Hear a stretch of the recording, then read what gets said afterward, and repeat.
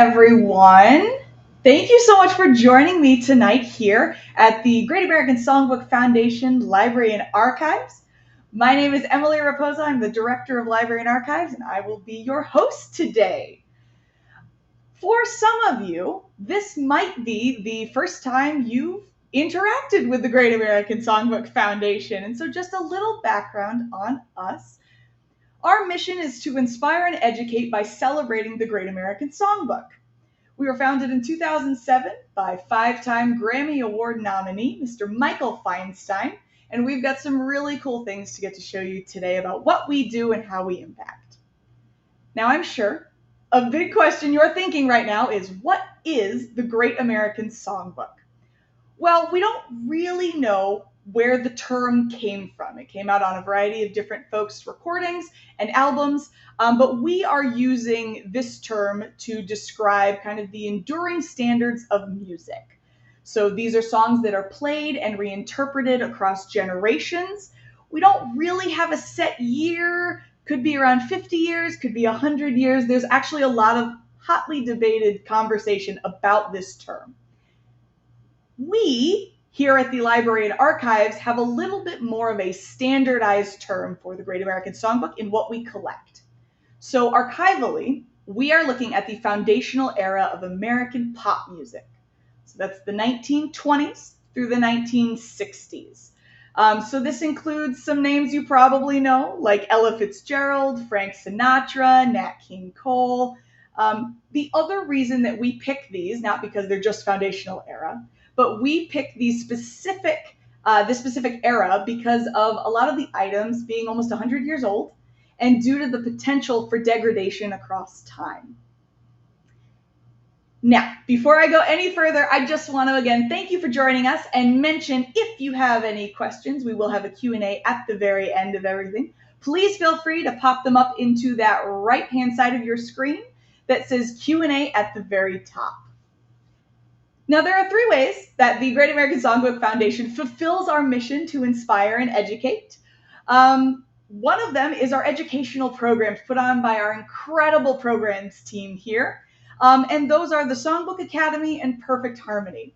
The Songbook Academy is every summer, 40 high school students descend upon us here in Carmel, Indiana, and they learn how to become performers and interpret music from Grammy Award winners and music directors who have worked with all the big names in show business and vocal coaches that are absolutely incredible. And they work with Michael Feinstein as well. The catch is all their performances have to come from this foundational era of music. On our opposite end of the spectrum, for our more mature side of life individuals, we have Perfect Harmony, which is a set of all sorts of items to help those with memory care issues. And so it's a bunch of activities that are all focused around this music. We know, thanks to science, that music is kind of the last thing to leave when there are memory issues. And this is the foundational music of this older generation's early teenage years, and so that's going to stick with them. So those two programs are the main ways that we outreach what we do here. We also do a variety of exhibits and displays. We do have an exhibit gallery here in Carmel, Indiana at the Payne and Macias Palladium. It's on the top floor, so if you ever find yourself in Carmel, please come check us out. But we also do traveling versions of these exhibits. And so we send these beautiful displays out to libraries, cultural centers, museums, universities. So if you're interested in booking one of those, please feel free to check us out at thesongbook.org. And you can not only see digital versions of these displays, but also learn how you can get them. The third way that we inspire and educate is preservation and accessibility, and boy, oh boy, that's where I come in.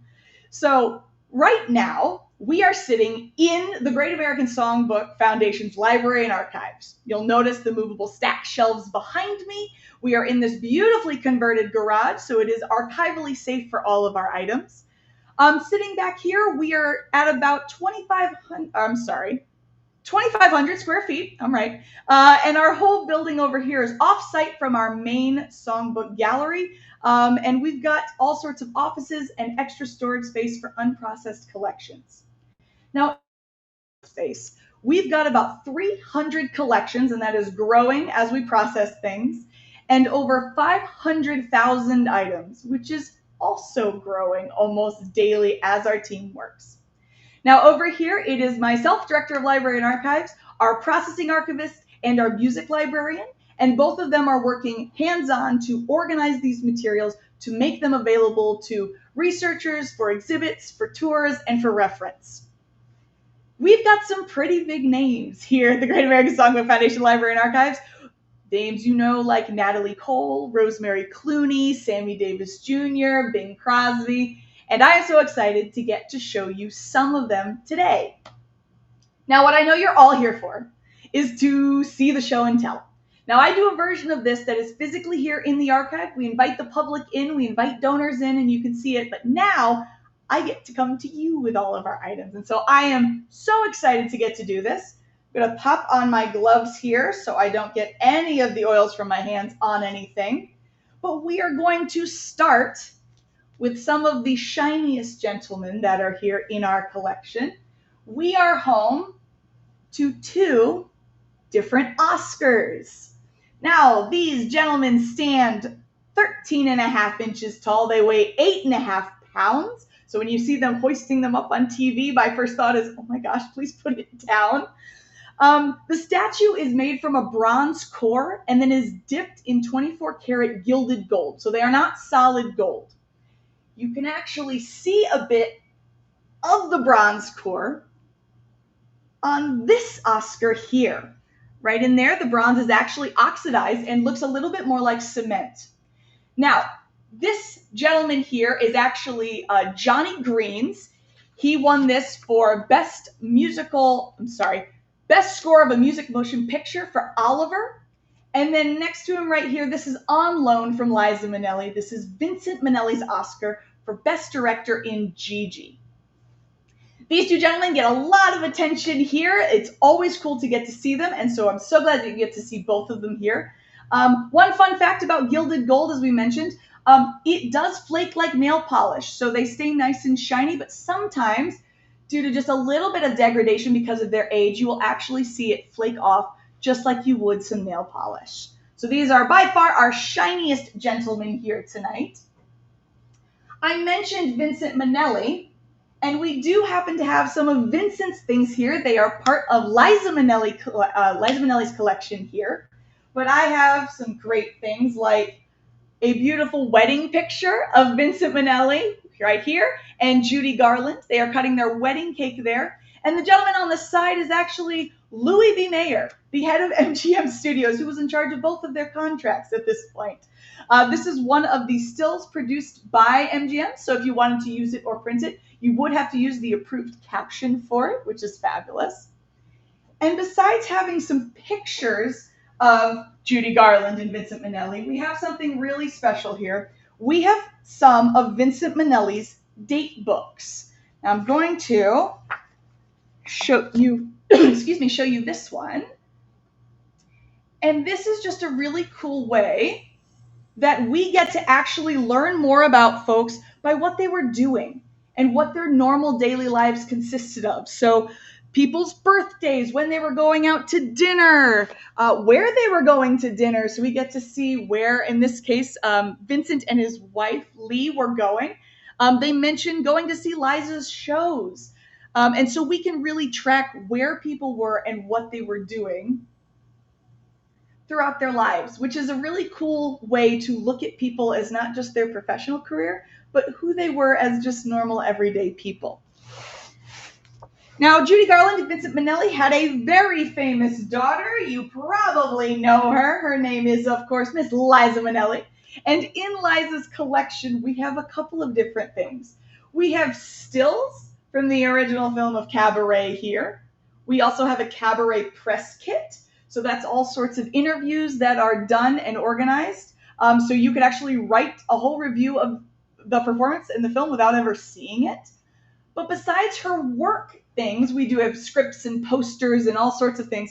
We also have some personal photos of Liza. And so this happens to be Liza in 1966. And it's one of my favorites of her as we focus there. So there is Miss Liza there. And then this one is Liza and her father. It was actually at a surprise birthday party thrown for Vincent Minnelli. And Vincent Minnelli was, in fact, the theme of the evening. So everyone dressed like him, hence why Liza is in that big fur coat and that fabulous hat.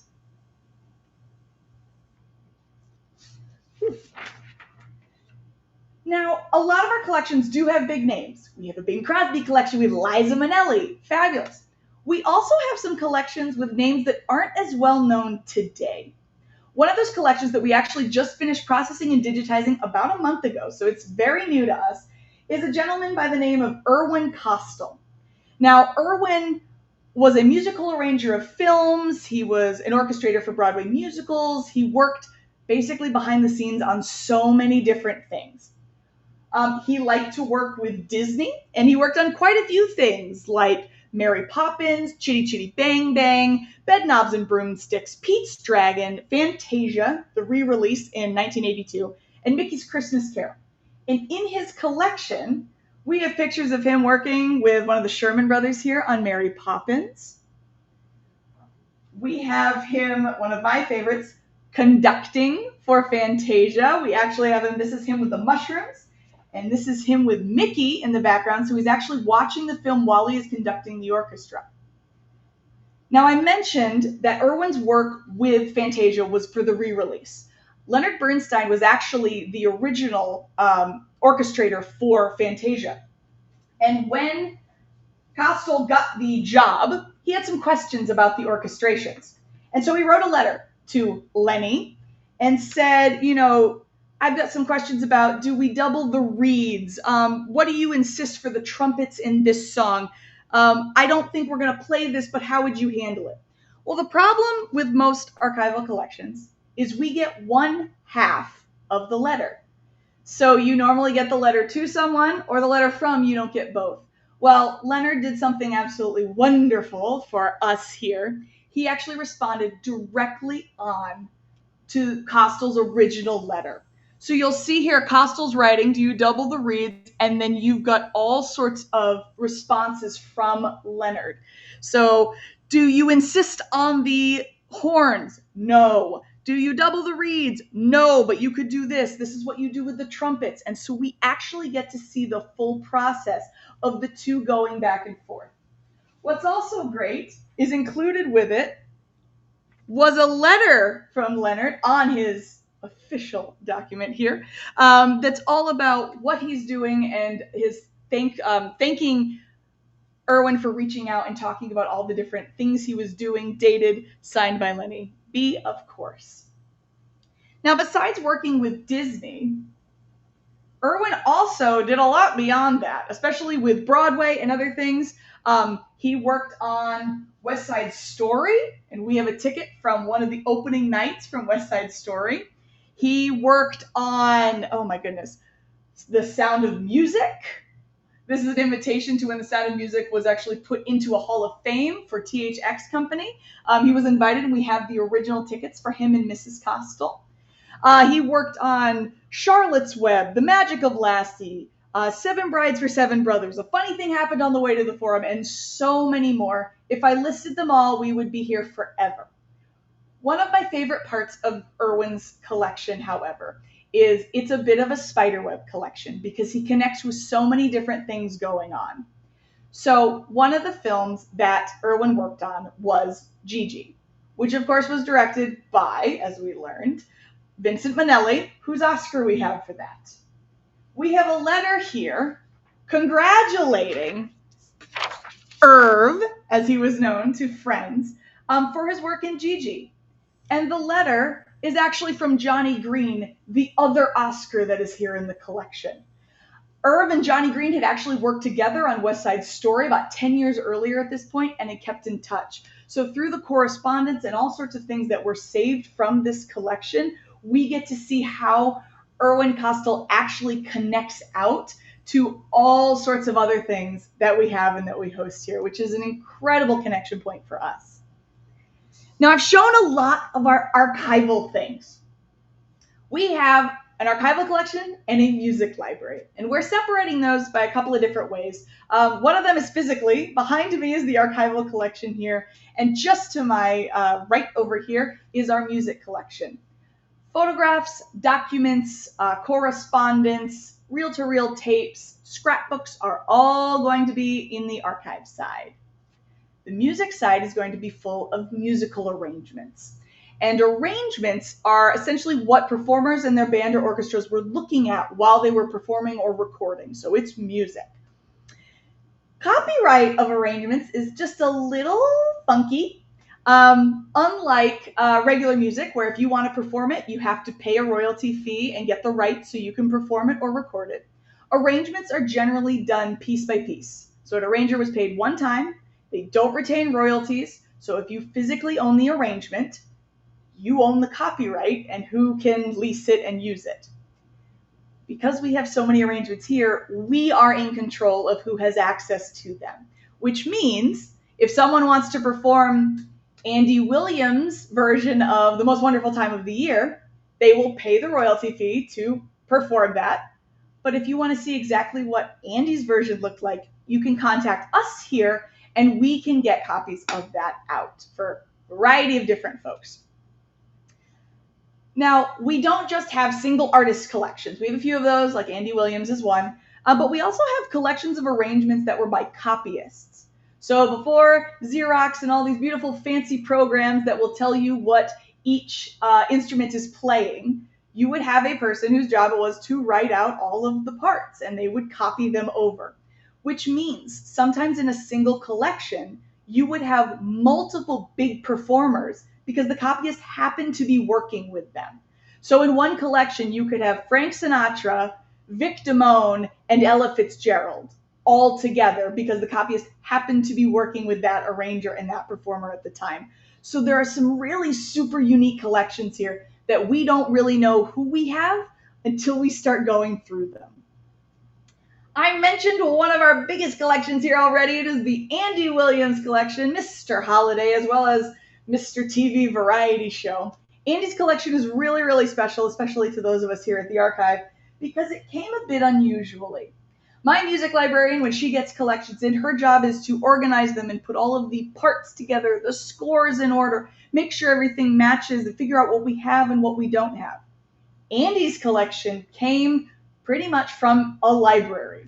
So all of Andy's collection comes in these beautiful folders like this, gives you the name of the song, it gives you the actual arranger of it, and then there is this fabulous little number here. This number matches an Excel spreadsheet that tells you anything and everything you've ever wanted to know about this version of Moon River. Which show it was, how many parts there were, who extra performers were, if the Osmond brothers were on, or the Lennon sisters, they would be listed here as well.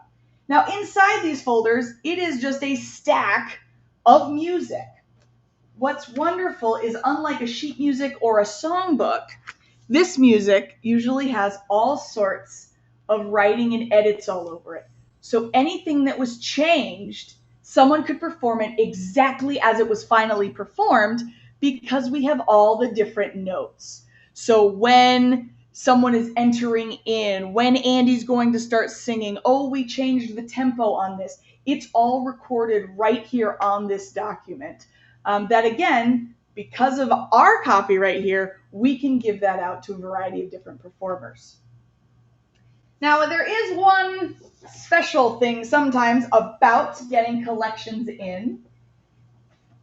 And this one happens to be my favorite thing because sometimes there's some extra notes. So this is Andy's version of Sleigh Ride. It's from his Christmas show in 1982. And written on the front of it, it says, Andy never wants to see this again, stated by Miss Patty.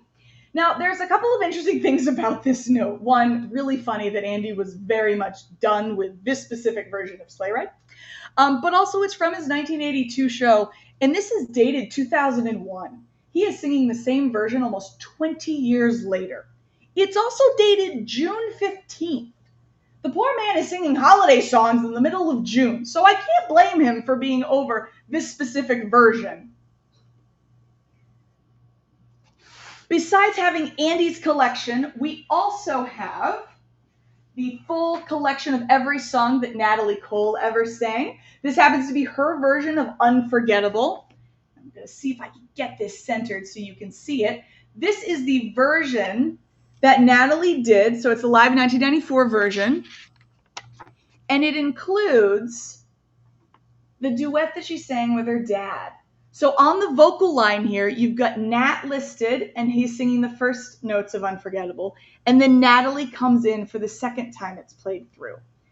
This was actually pulled out because Michael Feinstein requested it when he was performing with the Pasadena Pops. He wanted to perform this specific version of Unforgettable, the one that Natalie and Nat performed together. Now, I mentioned those copyists before and a bunch of fun things in their collections. So we have found Frank Sinatra in collections before. We just recently, and I mean within the last 2 to 3 weeks, found this. Now, this arrangement is for The Setting Sun. And we've got the music and lyrics listed right here. It was arranged by Billy May. And let me tell you, Billy May worked on just about everything. He was an arranger, a trumpeter, and a composer. He worked with Peggy Lee, Bobby Darin, Johnny Mercer, Sinatra, Nat King Cole, the Andrews Sisters. Again, I could go on forever. But he was asked to work on this. It was for a Japanese film called The Setting Sun. This was the title song. And they asked a very special performer to come out of retirement to sing this song. And that very special person was Miss Ella Fitzgerald. At this point, Ella had been retired for quite a bit of time. This would have been in 1992.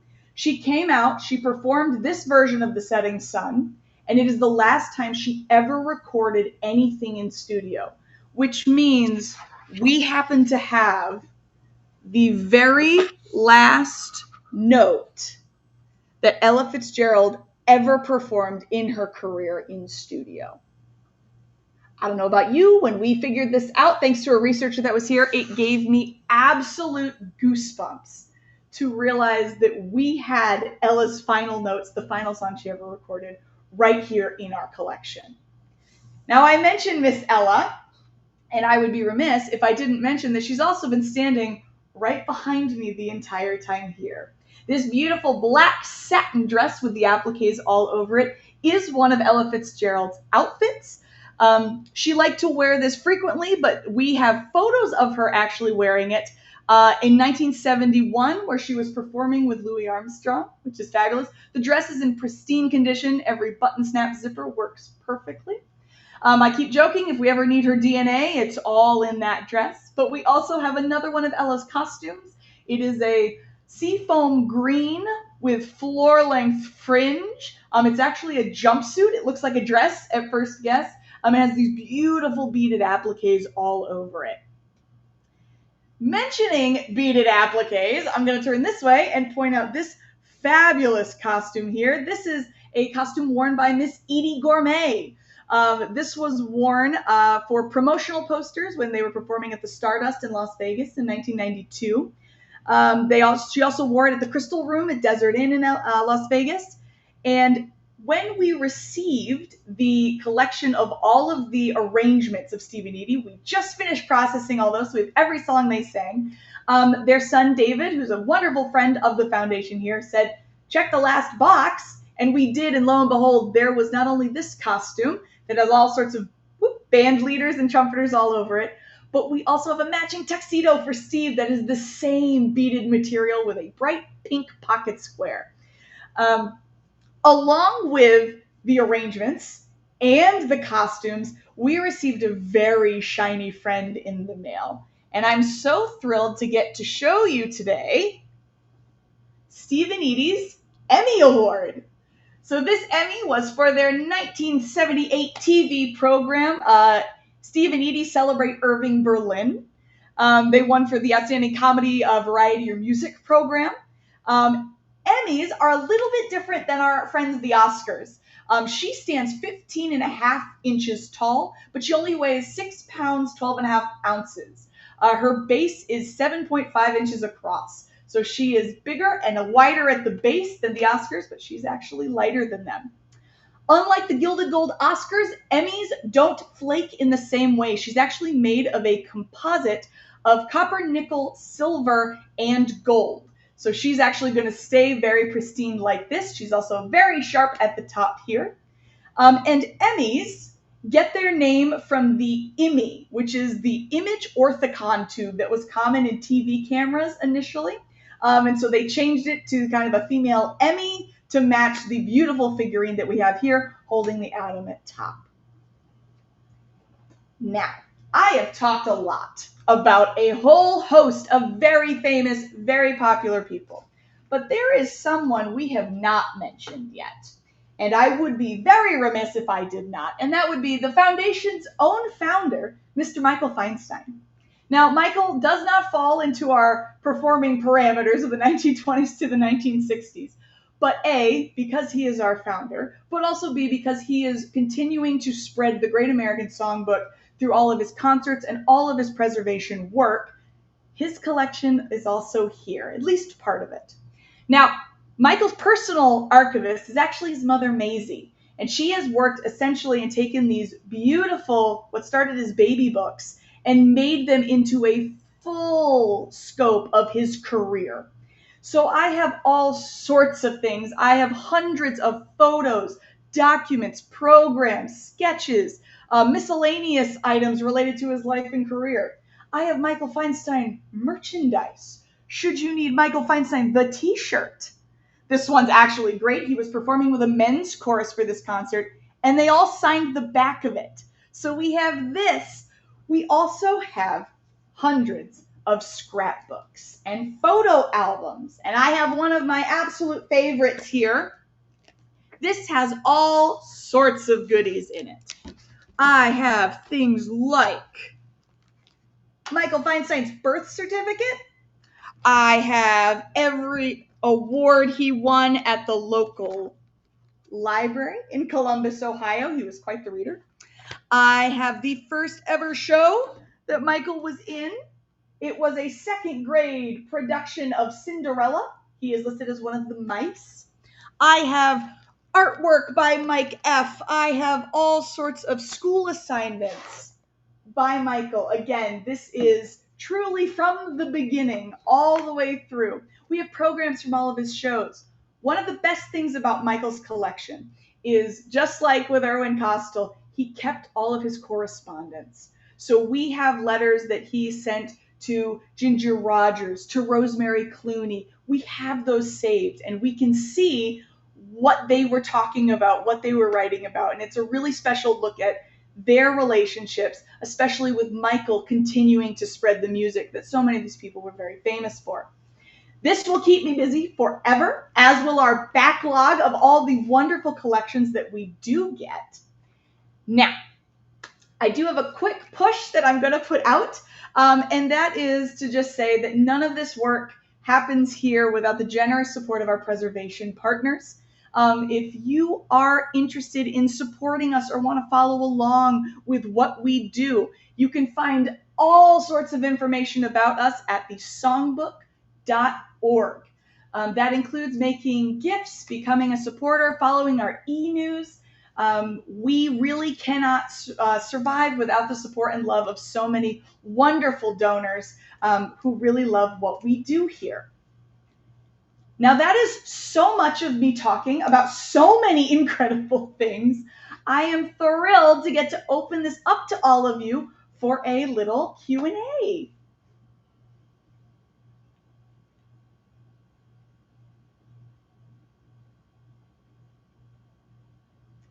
What is your favorite item in the archives? Oh, what a great question. Well, it changes daily. I have to say right now, I think my favorite is the Emmy, just because we just had the Emmy Awards. And I love getting to have that piece of Stephen Eady, especially with a connection to Irving Berlin, who's so vital to this period of time and of music. So right now it's the Emmy, but if you ask me tomorrow, it'll be something different, I promise.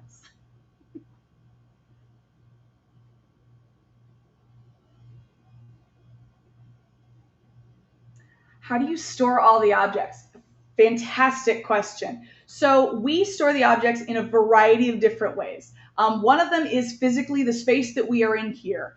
We are in a very well converted garage. And so we have to keep our humidity levels at a certain point. We have to watch the weather. Generally, the archive is much colder. We're sitting between like 57 to 62 degrees back here. Not super comfortable for humans all the time, but very comfortable for all of the documents and items that we keep here. When we process items, they go into specialty boxes and folders. So they look like normal moving boxes, but they actually are special in the fact that they don't off gases. So they're not going to eat away at anything here. We also have things like specialty tissue paper, specialty plastic to preserve all sorts of items. And so all of those are what we use in our supplies to keep the things from breaking down any further. Can people visit the Allied Solutions Center for the Performing Arts? You can. If you're coming for a show here in Carmel, Indiana, absolutely, you will probably be there or at one of the other wonderful theaters on campus. To see us at the Allied Solutions Center, we are on the top floor, so you can come in via the box office. Tell them you're here to see the Songbook Gallery, and they will whisk you upstairs to show you that fantastic display that we have up there.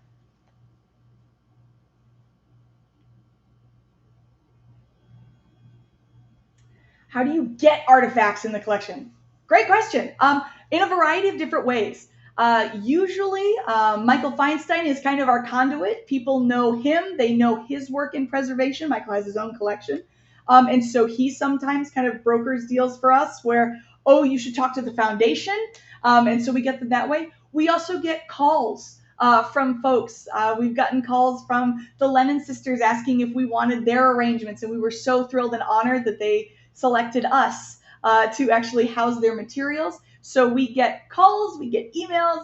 Sometimes people just don't know what to do with their stuff. And so they ask us. If we're not the right home for it, we will help folks find the right home. Sometimes it's just out of scope. So maybe if it's not us, it's the Rock and Roll Hall of Fame or it's Library of Congress. And so we help folks figure out where their stuff best lives for people researching or wanting to see it.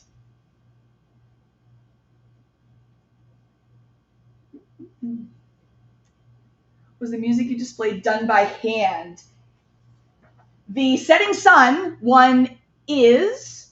It's actually written out in ink, and I think I saw somebody else ask what it was. So music and lyrics are right there. Morris Jar and Sammy Kahn for Ella Fitzgerald. I will tell you, it is really hard to find a recording of Ella singing this. I think we've only found one on YouTube, so no Spotify, Apple Music, any of that. But if you do want to hear it, you can Google Ella Fitzgerald, The Setting Sun, and you'll be able to hear her final recorded piece. What's the strangest item in the archives? Oh, I've got something supremely weird in the archives. So we have a collection of Soviet bone records.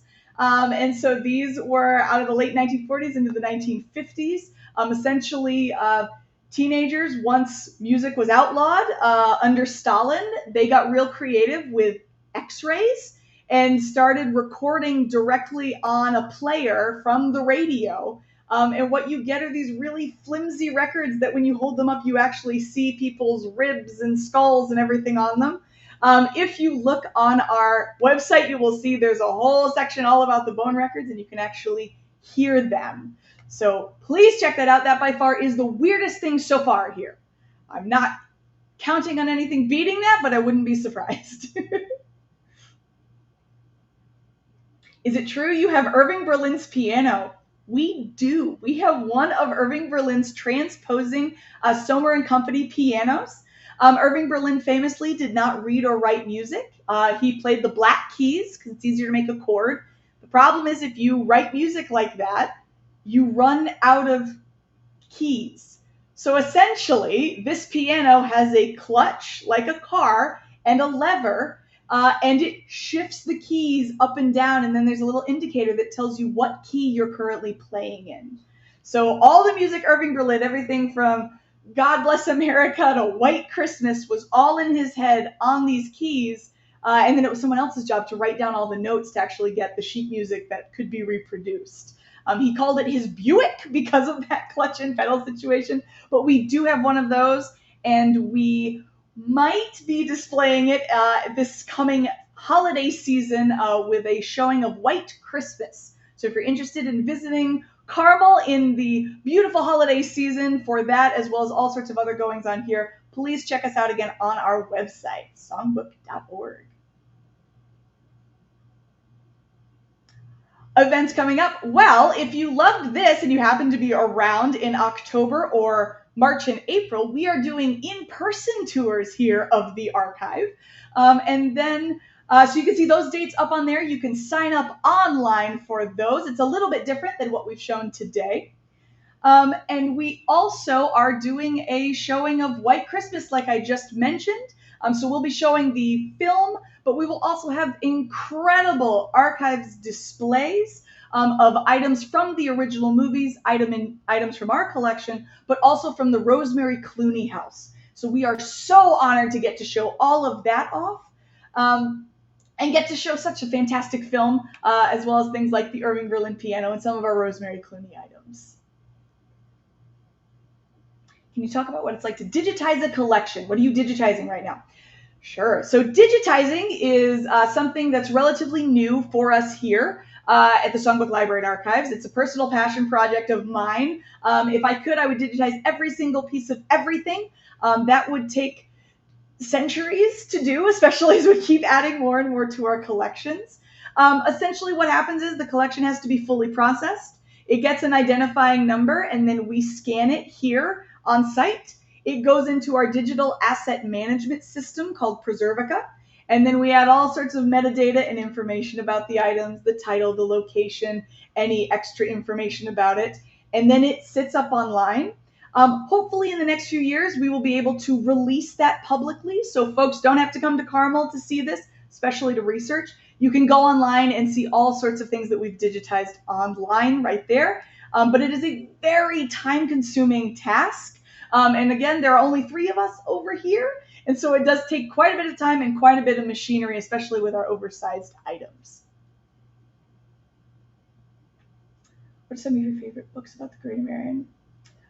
Ooh, that's a big question. I think my personal favorite books have been the ones that focus on the artists in this genre that I appreciate.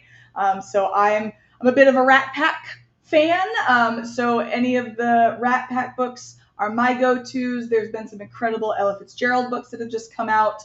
I think for me, it is whichever person I'm most interested at the time, those become my favorite titles to read. That's not a great answer, I apologize. But I think it's easier to delve in deep to things when it's something that you love and care about. So I'm going to give you a non-answer answer to that.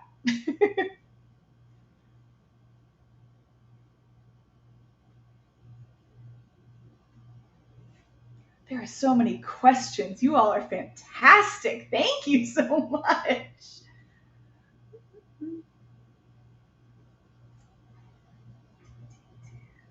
How does someone become an archivist and do your job? Okay, you go to school for a really long time. So my background at this, I truly come from the archives side. A lot of our staff loves this music, this era, and so that fuels what they do. I come from the archives and history end and happen to work with all this incredible stuff. So my background is an undergrad degree in history, a master's degree in history, and then a master's in library and information sciences in archives, special collections, and library management. And so I learned all the tools and skills there. I've worked in a variety of different archives and special collections, and then now happen to be here. So that's essentially how you do it. It's the quickest path there, but it is quite a bit of schooling to get to become an archivist.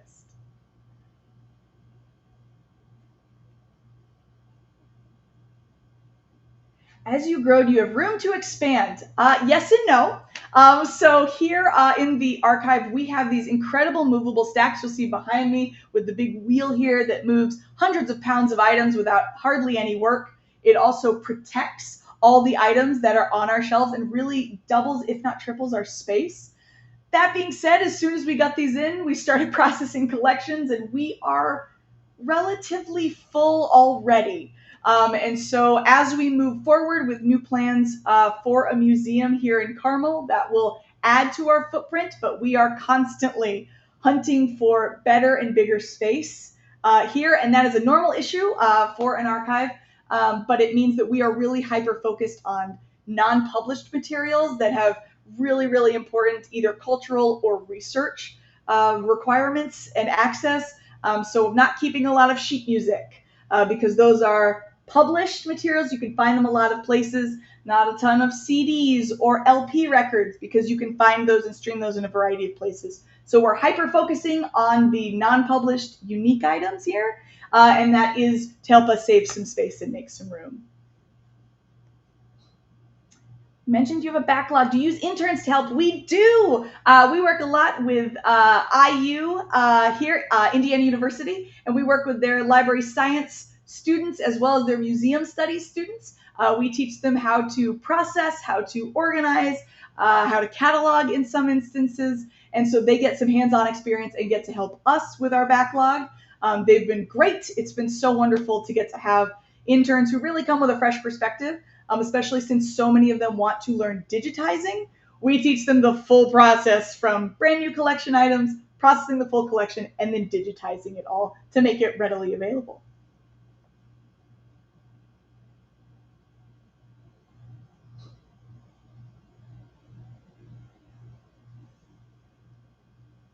Fabulous. Well, I'll give just a few more seconds if you have any last minute burning questions. If you do think of something afterwards, please feel free. You can email us at info@thesongbook.org. Again, you can find that on our website, thesongbook.org. We keep it nice and easy around here. I would recommend, please, if you do feel any desire to support what we do, our programming, our archives, our outreach, please check us out online. You've got all sorts of donation options there. And these experiences, again, are only made possible thanks to the wonderful, wonderful support of our preservation partners and a variety of other donors. So thank you very, very much to that group. And please follow us on social media. We are all over Facebook, Instagram, and everywhere else. So you can find us there. You'll also find us on YouTube. We do have a great series on there, In the Archives with Michael Feinstein, where it's a variety of people, including Michael, standing here in the archive, talking about our collections just like this.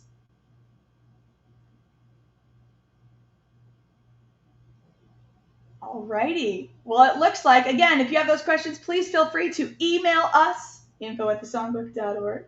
Otherwise, I just want to say thank you so much for allowing me to get to bring all of you here into the actual Songbook Foundation's Library and Archives. This is the most people we've ever had in this building. It's very exciting for me, even virtual.